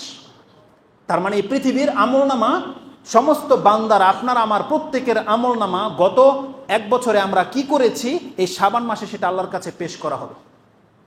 এতদিন আল্লাহর কাছে পেশ করা হয়নি। প্রতিদিনের সপ্তাহের আমল কিছু পেশ করা হয়, আর রাউন্ড এক বছরের আমল আল্লাহর কাছে পেশ করা হবে। বিষয়টা হচ্ছে এমন যে যেই দিন এটা আল্লাহর কাছে পেশ করা হবে, ওই দিনের আমল যদি ভালো হয়, তাহলে সারা বছরের আমল আল্লাহর কাছে ভালো বলে গ্রহণ করা হবে। আর ওই দিনের আমলটা যদি খারাপ হয়, তাহলে বোঝা যাবে যে আপনি সারা বছরগুলোতে পাপ কাজই করেছেন, খারাপ কাজই করেছেন। এতটা গুরুত্বপূর্ণ। তিনি বলছেন, তুরফাউ ফীহিল আমালু ইলা রাব্বিল আলামিন। এই কথাটা আমি কেন বললাম, তার পরের অংশ থেকে রাসূল সাল্লাল্লাহু আলাইহি ওয়াসাল্লাম বলছেন, ফা উহিব্বু আইয়ুরফা আমালি ওয়া আনা সাইম, আর আমি মুহাম্মদ পছন্দ করি, এই জন্য আমি সিয়াম রাখি। যেই দিন আমি সিয়াম রেখেছি, ওই দিন যদি সেই দিন ঘটে যেদিন আল্লাহর কাছে আমলনামা পেশ করা হচ্ছে, তখন আল্লাহ সুবহানাহু ওয়া তাআলা যখন খাতা খুলবে, প্রথমেই দেখবে আজকে মুহাম্মদ সাল্লাল্লাহু আলাইহি ওয়াসাল্লাম সিয়াম অবস্থায় আছে। পৃথিবীর সমস্ত মানুষ গাফেল হয়ে আছে, কারণ কেউ বলতে পারবে না শাবান মাসে আপনি সিয়াম রেখেছেন। কেবলমাত্র মুহাম্মদ সাল্লাল্লাহু আলাইহি ওয়াসাল্লাম সিয়াম রাখতো। সাহাবী বলছে, রাসূল বলছে যে আমি কেন সিয়াম রাখি, ফা উহিব্বু আইয়ুরফা আমালি ওয়া আনা সাইম, আমার আমল এমন সময় উঠানো হচ্ছে যখন আল্লাহ দেখবে যে মুহাম্মদ সাল্লাল্লাহু আলাইহি ওয়াসাল্লাম সিয়াম অবস্থায় আছে। তার মানে শাবান মাসের দিনের কোনো অংশ আল্লাহর কাছে আমলনামা পেশ করা হয় যখন রাসূলুল্লাহ সাল্লাল্লাহু আলাইহি ওয়াসাল্লাম সিয়াম অবস্থায় আছে। এই হাদিসটি 3টি কিতাবে সহিহ সনদে রয়ে গেছে, কিন্তু আমরা এই খবর রাখি না। আমরা হানাফিদের এবং বেদাতীদের জবাব দিতে দিতে আমরা সহি কথাগুলো থেকে মুখ ফিরিয়ে নিয়েছি। শাবান মাসের কোনো ঢালাওভাবে বলে দেওয়া হয়, কোনো সহি হাদিসই নেই না, বিষয়টা এমন নয়। শাবান মাস সম্পর্কে বহু বাড়াবাড়ি করা হয়েছে, বিশেষ করে 15ই শাবানের রাত সম্পর্কে আমি দুই একটি কথা অবশ্যই বলবো, কিন্তু এটা আহলে সুন্নাহ ওয়াল জামাত বা আহলে হাদিসের এলাকা হওয়ার কারণে সম্ভবত আপনাদের এখানে কেউ শাবান মাসের 15ই তারিখকে শবে বরাত মনে করে না। করেন? আপনারা মনে করেন? তার মানে আপনারা মনে করেন না যে শবে বরাত হচ্ছে এই 15ই শাবানের রাত। তবে একটা জিনিস আমি আপনাকে অবশ্যই বলবো, শবে বরাত বলে একটা রাত রয়েছে, সেটাকে আপনি জানেন? আপনারা জানেন না সেটা। শবে বরাত একটা রাত রয়েছে, আমাদের সমাজের কিছু লোক সেটাকে টেনে শাবান মাসে নিয়ে এসেছে। মূলত সেই রাতটা হচ্ছে রমজান মাস, কিন্তু শবে বরাত শব্দটা আমি প্রুফ করে দেব, আপনার কাছে আছে, কিন্তু আমরা সেই দিনটাকে মিস্টেক করেছি। আমরা রমজান মাসে না ভেবে ওই শব্দের পার্থক্যের কারণে শবে কদরকে আমরা রমজান মাসে রেখে দিয়েছি, কিন্তু শবে বরাতকে আমরা শাবান মাসে ভেবে বসে আছি, অথচ এই দুইটা একটাই রাত। রমজান মাসের কদর যেই নাম, কদরের রাত, ওটা একটা নাম, আর শবে বরাত ওই দিনের নামই। ওই দিনের আরও দুইটা নাম আছে, ইনশাল্লাহ দ্বিতীয় খুতবায় আমি কথাটা আপনার কাছে পেশ করব। তো রাসূলুল্লাহ সাল্লাল্লাহু আলাইহি ওয়াসাল্লাম বলছেন, শাবান মাস হচ্ছে এমন একটা মাস, দেখেন আল্লাহ সুবহানাহু ওয়া তাআলা যেমন চায় তিনি তেমন আচরণ করে থাকে। রমজান মাসকে আল্লাহ বহু বরকত দিয়েছে, বহু বৈশিষ্ট্য দিয়েছে। জিলকাদ, জিলহাদ, মুহররম, রজব মাসকে আল্লাহ আলাদা একটা বৈশিষ্ট্য দিয়েছে। আল্লাহ সুবহানাহু ওয়া তাআলা মিডলে শাবান মাসের মধ্যে এমন একটা কাজ রেখে দিয়েছে যেটাকে মানুষ কল্পনাই করতে পারবে না, যে সারা বছরের ইবাদতের রেজাল্ট এই শাবান মাস আল্লাহর কাছে পৌঁছে। এই জন্য রাসূল সাল্লাল্লাহু আলাইহি ওয়াসাল্লাম বলছেন যে মাস সম্পর্কে মানুষকে গাফেল করে দেওয়া হয়েছে। তাই রাসূলুল্লাহ সাল্লাল্লাহু আলাইহি ওয়াসাল্লাম যখন এটা জানতো, তাই তিনি প্রতি কন্টিনিউ সিয়াম পালন করতেন। হতে পারে কোনো যেই দিন সে সিয়াম অবস্থায় আছে ওই দিনই আল্লাহর কাছে হয়তো সেটা পৌঁছে যাবে। এই হাদিস যদি ওই হানাফি ভাইরা বা যারা শবে বরাত পালন করে লাইলাতুন নিসফি মিন শাবান, শাবানের 15 তারিখে, তারা এই হাদিসকে ওখানে ফিট করে দেবে। অথচ এই হাদিসে কিন্তু সেই দিনের কথা উল্লেখ নাই, বলছে শাবান মাসের কোনো একদিন, কিন্তু তারা পেয়ে গেলে ওই হাদিসটাকে ওই মধ্য শাবানের মধ্যে ঢুকিয়ে দেবে। এটা হচ্ছে মানুষের নেচার, কারণ তারা একটা জিনিসকে ধরে নেয়, তারপরে দলিল খোঁজে, ওই দলিলগুলো ওখানে ফিট করে দেয়। এই শাবান মাসের 15 তারিখ রাত সম্পর্কে এত বাড়াবাড়ি করা হয়েছে, আমি বলছি একটু পরে বলছি, তার আগে আরেকটা কথা বলি। আপনাদের এই মসজিদগুলোতে ছাড়া আপনারা তো অতটা মূল্যায়ন করেন না ভালো আলেমদেরকে, যারা আপনাদেরকে হক কথা প্রচার করে। আপনি জানেন আপনার এই মসজিদ ছাড়া ওই হানাফি মসজিদ বা অন্যান্য মসজিদে আপনি যান, যারা মানুষকে কিভাবে যে গুমরাহ করছে, তারা কত বিপজ্জনক পয়েন্টের মধ্যে আছে, আপনি হক পেয়ে বসে আছেন, আপনি বুঝতে পারছেন না। তার একটা নজির আমি আপনার কাছে পেশ করি। 12 চাঁদের খুতবা বলে একটা খুতবার বই আছে, জানেন? এটা বাংলার যে কোনো মসজিদে এটা দিয়ে তারা খুতবা দেয়। সুবহানাল্লাহ, 12 চাঁদের খুতবার বইটা আমি খুঁজলাম, তাতে শাবান মাসের প্রথম খুতবায় লেখা আছে একটা হাদিস, কালা আলাইহিস সালাম, এইভাবে লেখা আছে যে আলাইহিস সালাম, তার মানে কি রাসূলুল্লাহ সাল্লাল্লাহু আলাইহি ওয়াসাল্লাম বলছেন, কি বলছেন? মান সামা সালাসাতা আইয়াম মিন শাবান ইউবআসুল্লাহু ইয়াউমাল কিয়ামাতি আলা নাকিতান মিন নুকুতিল জান্নাহ। আল্লাহ তাকে কবর থেকে উঠাবে জান্নাতের উটের মধ্য থেকে একটা উটের উপরে সাওয়ার করে। তার মানে যেই ব্যক্তি শাবান মাসে 3টা সিয়াম রাখবে, কবর থেকে সে উঠবে একটা উটের উপরে ভর করে, মানে পায়ে হেঁটে সে হাসরের মাঠে যাবে না। এই ব্যক্তিকে আল্লাহ জান্নাতের উট দিয়ে হাসরের মাঠ পর্যন্ত নিয়ে যাবে। হাদিস কোথায় আছে? ইবনু নুবাত। আমি কথাটা এই জন্য আপনাকে বলছি, তাকে ছোট করার জন্য নয়। হুজুররা কিভাবে আপনাদেরকে ধোকা দেয় আপনি দেখেন। আরে মক্তবে শামেলা বলে একটা সফটওয়্যার আছে, এটা তো প্রত্যেকে জানেন, আপনি জেনে নেন। মক্তবে শামেলা বলে আরবদের একটা খেদমত দেখেন। পৃথিবীর ইতিহাসে যত কিতাব হাদিসের নামে লেখা হয়েছে, তারা চেষ্টা করছে সমস্ত হাদিসের কিতাবগুলো, ফিকহের কিতাবগুলো, তাফসিরগুলো সেই সফটওয়্যারের মধ্যে ঢুকিয়ে দিতে, যাতে করে আপনি সহজেই সবকিছু হাতের সামনে পেয়ে যান। আমার কাছে যে সফটওয়্যারটা আছে সেটা আরো 4 বছর আগের, তাতে 13,000 সামথিং কিতাব আছে, 13,000 কিতাব। আপনি বুঝেন কথাটা। আমি যখন এই তার আরবি জুমলাটা নিয়ে মক্তবে শামেলাতে সার্চ করলাম, সুবহানাল্লাহ, 13,000 হাদিসের কিতাব খুঁজে পাইনি এই হাদিস কোথায় আছে। সে ইবনে নোবাত বলে চালিয়ে দিয়েছে। সে হাদিসের শব্দটা যদি জয়ীফ হতো, ভাবতাম যে জয়ীফ হাদিস থেকে নিয়েছে। আর যদি জাল হতো, জাল, যে হাদিসটা জাল, সে তাহকিক করতে পারে না, লিখে দিছে, হাদিসের কিতাবেই খুঁজে পায় না। আপনি বুঝেন কথা? 13,000 হাদিসের কিতাবের মধ্যে এই কথা নাই, যেটা আপনাদের হুজুররা আপনাদের কাছে পেশ করে দিচ্ছে যে এইভাবে মুকসুদুল মুমিনিন, ফাজাইল আমল, মুক তুমুক কিতাবের মধ্যে। আরে তাফসীরের কিতাবগুলো সবচেয়ে বেশি খেয়ানত করেছে। আপনি সজাগ থাকার চেষ্টা করেন, কদর করেন ওই সমস্ত শেখদের, আমাদের আলেমদের, যারা আপনাকে তাহকিক করে করে দেখিয়ে দিচ্ছে এটা সহি, এটা ভুল, এটা কেন ভুল, এটা কেন আমল করা যাবে না। তারা রাত দিন মেহনত করে মানুষকে ইসলাহের কাজে বা মানুষকে হক দেওয়ার কাজে ব্যস্ত করে দিচ্ছে। আজকে তাদেরকে গালি খেতে হয়, তাদেরকে অসম্মান করা হয়। আরে হাদিস পেলেই যারা প্রচার করে তাদেরকে বাহা বাহা দেওয়া হয়। অথচ আল্লাহ সুবহানাহু ওয়া তাআলার জমিনে তারা মানুষকে হক পথে রাখার জন্য কত ক্যাটাগরিতে যে ব্যবস্থা করছে, এটা আপনি বুঝতে পারবেন না। এই যে একটা হাদিস লিখে দিয়ে সে চালিয়ে দিয়েছে, আর জাল কথা নয়, আর জাল হলে বুঝতাম যে জাল কিতাবে রয়েছে। তার মানে এদের বিবেক এদেরকে কতটা নিচে নামিয়ে দিয়েছে আপনি বুঝেন। তো এই শাবান মাস একটা গুরুত্বপূর্ণ মাস মুসলিমদের জন্য, আমাদেরকে সিয়াম রাখতে হবে। এই শাবান মাসের মধ্য রজনী 15ই শাবান, এই রাতের একটা বিশেষ ফজিলত রয়েছে। যারা শাবান মাস নিয়ে বাড়াবাড়ি করে, ওই শবে বরাত নিয়ে বাড়াবাড়ি করে, আপনি যদি এখন সম্ভব হতো আমি আপনাকে বলতাম আপনি নেট থেকে তাদের বক্তব্যগুলো শোনেন। যে হাদিসটা আমি বলবো যে আমাদের আলেমরা বলে সহিহ হাদিস, কিন্তু তাদের বক্তব্যে সেটা পাবেন না। তারা শবে বরাত নিয়ে বক্তব্য দেয়। একই কিতাবে 2টা হাদিস আসছে। ইবনু মাজাতে, ইবনু মাজা তিনি তার সিয়ামের অধ্যায়ে একটা অধ্যায়ে কায়েম করেছেন ফদলি লাইলাতুন নিসফি মিন শাবান। শাবান মাসের 15 তারিখের রাতের ফজিলত সম্পর্কে একটা অধ্যায় কায়েম করেছেন, যেটা আপনি সিয়ামের পর্বে 191 নাম্বার পর্বে গিয়ে এটা আপনি পাবেন। সেখানে তিনি হাদিস কোট করেছেন। হাদিস নাম্বার হচ্ছে 1338, 1338, 39, 1398, 99 আর 90। এই 3টা হাদিস ওখানে রয়েছে। তাতে তিনি প্রথম হাদিসে এনেছেন জাল, মৌজু হাদিস। ইবনে মাজাতে মৌজু হাদিস দিয়ে এই অধ্যায়টাকে কায়েম করা হয়েছে। আমাদের যারা শবে বরাত পালন করে তারা ওই হাদিসটা কোট করেছে, তার একটা পরেই কিন্তু সহি হাদিসটা আছে। তাদের বক্তব্যে সহি হাদিস আপনি পাবেন না। সেই হাদিসে কি রয়েছে? হাদিসটা 8 জন সাহাবী থেকে বর্ণিত বিভিন্ন কিতাবে। শেখ আকরামুজ্জামান বিন আব্দুস সালাম, তারও একটা বই রয়েছে শাবান মাসের মানে বিশ্লেষণ সম্পর্কে, ওটা আপনি পড়তে পারেন। তো 8 জন সাহাবী থেকে হাদিসটি বর্ণিত হয়েছে। তার মধ্যে প্রখ্যাত সাহাবী হচ্ছে মুয়াজ বিন জাবাল, তার মধ্যে রয়েছে আয়েশা রাদিয়াল্লাহু তাআলা আনহা, তার মধ্যে রয়েছে আবু হুরায়রা, তার মধ্যে রয়েছে আবু সাঈদ খুদরি, এই আবু মুসা আশারি। আবু মুসা আশারি থেকে ইবনে মাজাতে যে হাদিসটি এসেছে, হাদিস নাম্বার হচ্ছে 1390 নাম্বার হাদিস। তাতে রয়েছে রাসূলুল্লাহ সাল্লাল্লাহু আলাইহি ওয়াসাল্লাম বলছেন, ইন্নাল্লাহা লা ইয়াত্তালিউ ফি লাইলাতিন নিসফি মিন শাবান ফায়াগফিরু জামিআ খালকিহি ইল্লা লিমুশরিকিন আও লিমুশাহিদ।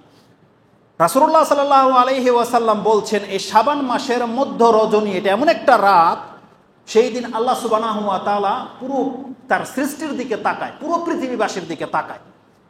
আমি 2টা হাদিস আপনার কাছে কোট করব, পেশ করব। আপনারা শবরাত পালন করেন না করেন এটা আমার দেখার বিষয় নয়, কিন্তু আপনার পাশের ভাই করে, তাকে সতর্ক করতে হবে। যদি আপনি এখানে না বুঝে যান তাহলে আপনি তাকে বুঝাইতে পারবেন না, সে আপনাকে দলিল দিয়ে হার মানিয়ে দেবেন।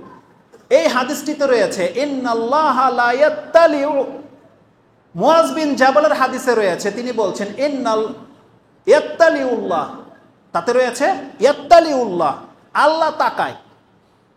তালা মানে হচ্ছে উকি মারা, তার মানে আল্লাহ সুবহানাহু ওয়া তাআলা পৃথিবীর দিকে নজর দেয়, উকি দেয় বা তাকায় এই নিসফে শাবানের রাতে। তখন কি করেন? এক বর্ণনা রয়েছে জামিআ খালকি, তার সমস্ত সৃষ্টির দিকে তাকায়, শুধু মানুষের দিকে নয়। গরু, ছাগল, পিঁপড়া, ফেরেশতা, জিন কেউ বাদ পড়ে না, প্রত্যেকটা সৃষ্টির দিকে আল্লাহ সুবহানাহু ওয়া তাআলা তাকায়। আল্লাহ তাকানোর পরে আল্লাহর একটা গুণ আপনি জেনে নেন, আল্লাহ যদি কোনো ব্যক্তির দিকে খাস রহমত দিয়ে তাকায়, এই দুনিয়াতে এবং হাসরের মাঠেও তাকে আল্লাহ মাফ করে দেবে। এই হাদিসটা আপনি কোথায় পাবেন? বড় বড় কিছু পাপীরা রয়েছে, তাদের সম্পর্কে রাসূল সাল্লাল্লাহু আলাইহি ওয়াসাল্লাম বলছেন, এরা এমন পাপের পাপী, তার মধ্যে একটা হচ্ছে তাদের টাকনার নিচে প্যান। যারা বৃদ্ধ হওয়ার পরে জানা করবে, এমন মালিক যে মিথ্যা বলে, তারা এমন পাপের পাপী। তারপরে যারা কন্টিনিউ নেশা করে, যেমন অলওয়েজ যারা সিগারেট খান, এরা এমন বড় পাপী। রাসূলুল্লাহ সাল্লাল্লাহু আলাইহি ওয়াসাল্লাম বলছেন, কাল কিয়ামতের দিন ওয়ালা ইয়ানজুরু ইলাইহিম ইয়াউমাল কিয়ামা, আল্লাহ তার দিকে তাকাবে না। আপনি বুঝেন সিস্টেমটা কি? কেন এই জুমলাটা এসেছে? আমি যখন এই হাদিসটা পড়ি, আমি আল্লাহ সুবহানাহু ওয়া তাআলার দয়া নিয়ে, যেহেতু আমার একটা ফাইল রয়েছে, আমি বুঝি যে আল্লাহ সুবহানাহু ওয়া তাআলার দয়াটা কি। যতটা বুঝি, তার মানে রেজাল্টটা এমন, আপনি যত বড় পাপী হন, যদি আপনাকে সামনে রেখে আল্লাহ কথা বলে যে বান্দা তুই পাপ করেছিলি, তার মানে আল্লাহ ফেস টু ফেস যার সাথে কথা বলবে, তার মানে আল্লাহ তাকে ক্ষমা করে দেবে। এরা এত বড় পাপী, আল্লাহ এদেরকে এত বেশি অপছন্দ করে যে এরা যেন আমার সামনে আসতে না পারে, এদেরকে আড়াল করে রাখা হবে। এত বড় পাপী। তার মানে যেই দিন আল্লাহ যার দিকে রহমতের দৃষ্টিতে তাকায়, তার মানে ওই লোকগুলো ক্ষমা পেয়ে যাবে। আর রাসূলুল্লাহ সাল্লাল্লাহু আলাইহি ওয়াসাল্লাম বলছেন, এই নিসফে শাবানের রাতে আল্লাহ পুরো পৃথিবীবাসীর দিকে তাকায়। কাদের দিকে তাকায়? সমস্ত সৃষ্টির দিকে। ওই বিশেষ নজরটা আল্লাহ কাদের দিকে দেয়? আব্দুল মুমিন, মুমিন বান্দাদের দিকে দেয়। যারা আল্লাহর বান্দা, তার মানে তা আল্লাহর বান্দারাই ক্ষমা পাবে। গরু, ছাগল, পশু পাখি সব কিন্তু আল্লাহর বান্দা। কেবল মানুষের মধ্যে 2টা শ্রেণী আছে, ফেরেশতারা সব আল্লাহর বান্দা। মানুষ এবং জিন এই 2 শ্রেণীর মধ্যে ভাগ রয়েছে, কেউ আল্লাহর বান্দা, কেউ শয়তানের পূজারী, কেউ পুতুলের বান্দা, টাকার গোলাম, বা বিভিন্নভাবে ডিভাইডেড হয়ে আছে। এই মানুষের মধ্য থেকে কেবল মুক্তি পেয়ে যায় সমস্ত মানুষ, 2 শ্রেণীর মানুষ ছাড়া, ইল্লা লি মুশরিকিন আও লি মুশাহিন। রাসূল সাল্লাল্লাহু আলাইহি ওয়াসাল্লাম বলছেন, এই রহমতের দৃষ্টি পড়ে না তাদের উপরে যারা আল্লাহর সাথে শিরিক করে, যারা মুশরিক, আল্লাহর সাথে অংশীদার সাব্যস্ত করেছে, আল্লাহর রহমতের দৃষ্টি থেকে তারা মাহরুম হয়ে যায়, তারা মাফ পায় না। আর যারা আও মুশাহিন, যে তার ভাইয়ের সাথে শত্রুতা রাখে, কানা বাইনাহু ওয়া বাইনা আখিহি শানাউ, যেই ব্যক্তি সে তার ভাইয়ের সাথে শত্রুতা রাখে, বিদ্বেষ রাখে, মনমালিন্যতা রয়েছে, আল্লাহ সুবহানাহু ওয়া তাআলার রহমত থেকে এই রাতে এই 2 শ্রেণীর মানুষ ছাড়া বাকি সবাই মাফ পেয়ে যায়। এই হাদিসটা সহিহ। এই হাদিসটি ইবনে মাজাতে এসেছে। হাদিস বললাম 1390। আপনি হাদিসটি পাবেন নাসাইতে, আপনি হাদিসটি পাবেন সহিহ আত-তারগিব আত-তারহিবে 1026 নম্বরে পাবেন। আপনি হাদিসটি পাবেন সহিহ হুজাইমাতে পাবেন, মুসনাদে আহমদে পাবেন। মুসনাদে আহমদে হাদিস হচ্ছে 25,534 নম্বর হাদিস, মানে 25543। এইভাবে 3-4টা কিতাবের মধ্যে হাদিসটি রয়েছে সহিহ সনদে, হাসান সনদে। নাসিরুদ্দিন আলবানী সেটা গ্রহণযোগ্য। তাহলে এই রাতের বৈশিষ্ট্যের ক্ষেত্রে আমরা এই হাদিসটাকে গ্রহণ করতে পারি। মুআজ বিন জাবালের হাদিসটাও রয়েছে, মিশকাতে আপনি হাদিসটি পাবেন, আবু দাউদে পাবেন। সেই হাদিসে রয়েছে ফায়াগফিরু জামিই খালকি, আল্লাহ এই শাবান মাসের 15 তারিখের রাত সবাইকে ক্ষমা করে দেয়, 2 শ্রেণীর মানুষকে ছাড়া, মুশরিক আর মুশাহিন।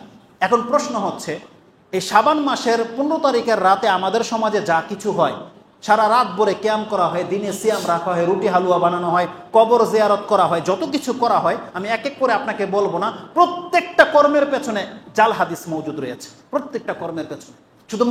শুধু যায়েফ নয়, জাল হাদিস রয়েছে। কারণ আলী রাদিয়াল্লাহু তাআলা আনহুর যে হাদিসটা রয়েছে, আয়েশা রাদিয়াল্লাহু তাআলা আনহার যে হাদিসটা রয়েছে, ইবনে মাজাতে এবং বিভিন্ন কিতাবে আপনি পাবেন, এই হাদিসের হুকুম হচ্ছে মওযু, জাল। তিরমিজিতে যে হাদিসটা উল্লেখ করা হয়েছে, ইমাম তিরমিজি নিজে বলছেন, আমি আবু আব্দুল্লাহ মানে বুখারী রাহিমাহুল্লাহকে জিজ্ঞাসা করেছি হাদিস সম্পর্কে, তিনি বলছেন এই হাদিসের রাবি হচ্ছে মুনকার। একটা নাম রয়েছে উমর বিন কি যেন নামটা, তার বাবার নামটা ভুলে গেছে, উমর। এই লোক হচ্ছে মুনকার, তার হাদিস গ্রহণ করা যাবে না। তিরমিজি যে নিজে মুসান্নেফ, নিজে হাদিস উল্লেখ করে তার নিচে এই কথা লিখে দিয়েছে, এই অধমরা হাদিস তো নিয়েছে কিন্তু ইমাম তিরমিজি রাহিমাহুল্লাহর তার কথাটাকে গ্রহণ করেন। তিনি হাদিস উল্লেখ করে বলছে হাদিস সহিহ নয়, জয়ীফ। এই ব্যক্তিকে আমি চিনি না, অথচ তারা ওই তার কিতাব থেকে হাদিস কোট করে কিন্তু নিজের কথাগুলোকে আর পেশ করে না, অথচ সেই হাদিসের উপর তারা আমল করে যাচ্ছে। আর যে হাদিসটা আমি বললাম আপনাকে হাসান সহিহ গ্রহণযোগ্য, এই হাদিসে কি কোনো আমল নাই? দেখেন, এই হাদিসে 2টা আমলের কথা আছে। কোনো ব্যক্তি যদি চান, আপনার হাতে সময় আছে মাত্র 3 দিন, মানে আজকে 12, মানে আজকে 13 তারিখের রাত, 14 তারিখের রাত, 15 তারিখের রাত, মাত্র 2টা রাত আপনার বাকি আছে। যদি আপনি আল্লাহর কাছ থেকে ক্ষমা পেতে চান এই রাতে, তাহলে আজকের মধ্যে আপনাকে আপনার ভাইয়ের সাথে মিলে যেতে হবে। এটা হচ্ছে আপনার করণীয়। আজকের মধ্যে এখান থেকে গিয়ে আপনি আপনার ভাইয়ের কাছে ক্ষমা চাইতে হবে, যদি অন্যায়টা আপনার হয়ে থাকে। আর যদি অন্যায়টা আপনার না হয়ে থাকে, আপনি নিজে আপনার ভাইকে টেনে নিতে হবে, যাতে করে আপনার ভাইকে আপন করে নেওয়াটা আপনার উদ্দেশ্য নয়, আপনার মূল উদ্দেশ্য হচ্ছে আপনার রবের ক্ষমা। আপনি যদি আপনার রবের ক্ষমা চান, তাহলে আপনার ভাই, এখানে ভাই বলা হয়েছে, তার মানে আপনি আপনার চাচার সাথে মিশবেন না, না মিশতে হবে। এই ভাই বলতে মুসলিম ব্রাদারহুড, যেটা ভ্রাতৃত্ব। কিন্তু এখানে ওই ব্যক্তি আসবে যে রক্তে আপনার চাচা, আপনার মামা, চাচতো ভাই, জ্যাঠাতো ভাই, পাড়াপড়শি যেই আছে, সেই তার অন্তর্ভুক্ত। আমাদের অন্তর থেকে মুসলিম ভাইদের কাছ থেকে বিদ্বেষকে তুলে নিতে হবে। সে আপনার অনেক ক্ষতি করে ফেলেছে হয়তো, কিন্তু আপনি আল্লাহর ওয়াস্তে তাকে ক্ষমা করে দেন। যদি সে ক্ষমার যোগ্য হয়, আপনি আল্লাহর ওয়াস্তে ক্ষমা করে দেন, তার বিচার তো আল্লাহ করবে। আপনি তার সাথে সম্পর্ক ভেঙে দিয়ে তো তাকে প্রতিশোধ নিতে পারছেন না, তাহলে আপনি আপনার আমলকে কেন খারাপ করতে চাচ্ছেন? এই জন্য আপনি এই শাবান মাসের 15 তারিখ দিনের আসার আগেই আপনি আপনার ভাইয়ের সাথে মিট হয়ে যান, তার সাথে অন্তর থেকে তাকে মাফ করে দেন, তার ব্যাপারটাকে আপনি আল্লাহর কাছে ছেড়ে দেন, কিন্তু আপনার মন থেকে বিদ্বেষটাকে দূর করে দেন। জানেন, কোনো মুসলিম ভাইয়ের কাছ থেকে যদি আপনার অন্তর থেকে বিদ্বেষ দূর করে দেন, এই আল্লাহর কাছ থেকে ক্ষমা পাওয়ার জন্য আপনাকে শাবান মাসের 15 তারিখের রাতের অপেক্ষা করতে হবে না, যে আমি আজকে আমার ভাইয়ের সাথে মিট হয়ে গেলাম, আমি শিরিক থেকে মুখ ফিরিয়ে নিলাম, আমি আল্লাহর কাছে তওবা করে নিলাম, আগামী শাবান মাস আসলে আল্লাহ আমাকে মাফ করে দিবে। আল্লাহ বলছেন, এতটা জুলুম আমি আমার কোনো বান্দার প্রতি করি না। বান্দা, তুমি জেনে নাও, তুমি যদি এমন চরিত্রের হও যে তুমি আমার সাথে শিরিক করো না, শিরিক থেকে তওবা করে ফিরে এসেছো, এবং তুমি তোমার কোনো ভাইয়ের সাথে শত্রুতা রাখো না, তুমি আমার কাছে এত মর্যাদাবান, ওই 1 বছর লাগবে না, প্রতি সপ্তাহে 2 দিন আমি তোমাকে ক্ষমা করে দিয়ে থাকি। আল্লাহ বলছেন, প্রত্যেকটা সপ্তাহে 2টা দিন এমন আছে, ওই 2 দিনে আপনাকে প্রতিনিয়ত আল্লাহ ক্ষমা করে যাচ্ছে। আপনি জানেন, হাদিস বুখারী মুসলিমে রয়েছে। মুসলিমে আপনি হাদিসটি কিতাবুল বিররি ওয়াল আদাব 46 নম্বর পর্বে আপনি খুঁজেন 11 নম্বর পরিচ্ছেদে, যেখানে আছে মুসলিমদের উপরে জুলুম করা, তাকে খাটো করা, তাকে ছোট করা হারাম। সেখানে একটি হাদিস এসেছে, হাদিস হচ্ছে 6400 সামথিং নাম্বারে রয়েছে, 6438, 39, 40, 41, 4টা সিরিয়াল আপনি অ্যাপসে খোঁজেন, হাদিস নাম্বারটা আপনি পেয়ে যাবেন। সেখানে আবু হুরায়রা রাদিয়াল্লাহু তাআলা থেকে বর্ণিত, তিনি বলছেন, কালা রাসূলুল্লাহ সাল্লাল্লাহু আলাইহি ওয়াসাল্লাম তুফতাহু আবওয়াবুল জান্নাহ ইয়াউমাল ইসনাইন ওয়া ইয়াউমাল খামিস। 2 দিন আকাশের জান্নাতের দরজাগুলোকে আল্লাহ খুলে দেয়, 2 দিন, ইয়াউমাল ইসনাইনে ওয়া ইয়াউমাল খামিস, প্রত্যেক বৃহস্পতিবার আর প্রত্যেক সোমবার। আপনারা এতদিন জানতেন যে প্রত্যেক রমজানে আল্লাহ জান্নাতের দরজা খুলে দেয়, যখন রমজানের চাঁদ উঠে যাবে জান্নাতের দরজা খুলে যাবে। অথচ মানুষ আমাদের কাছে সোমবার বৃহস্পতিবার প্রতিনিয়ত আসছে, আমরা খবর রাখি না। অথচ রাসূল সাল্লাল্লাহু আলাইহি ওয়াসাল্লাম বলছেন তুফতাহু আবওয়াবুল জান্নাহ, জান্নাতের দরজা খুলে দেওয়া হয় ইয়াউমাল ইসনাইন ওয়া ইয়াউমাল খামিস, সোমবার আর বৃহস্পতিবার। আপনার কি বেনিফিট হয়েছে? জান্নাতের দরজা খুলে গেছে, আপনার গায়ে বাতাসও লাগেনি। আপনার কি বেনিফিট হয়েছে? মানুষ তো শুধু ফয়দা চায়, ফয়দা চায় না? আসুন আমি আপনাকে দেখাই আপনার কি ফয়দা রয়েছে। এই দিন এমন দুইটা দিন রাসূল সাল্লাল্লাহু আলাইহি ওয়াসাল্লাম বলছেন ইউরফাউ আমালু তুরফাউ ফিহি আমালুন নাসি ইয়াউমাল ইসনাইন ওয়া ইয়াউমাল খামিস। একটা শব্দ রয়েছে রাসূল সাল্লাল্লাহু আলাইহি ওয়াসাল্লাম এই হাদিসের ওই চারটা নাম্বার বললাম 38, 39, 40, 41, চারটা হাদিস পড়লে আপনি কথাগুলো পেয়ে যাবেন। তাতে রয়েছে পৃথিবীর মানুষের আমলগুলো সোমবার দিন আর বৃহস্পতিবার দিন আল্লাহর কাছে পেশ করা হয়, জাস্ট রাখা হয়। আর আল্লাহ সুবহানাহু ওয়া তাআলা সেই আমলগুলো দেখে বান্দা অনেক পাপ করে ফেলেছে।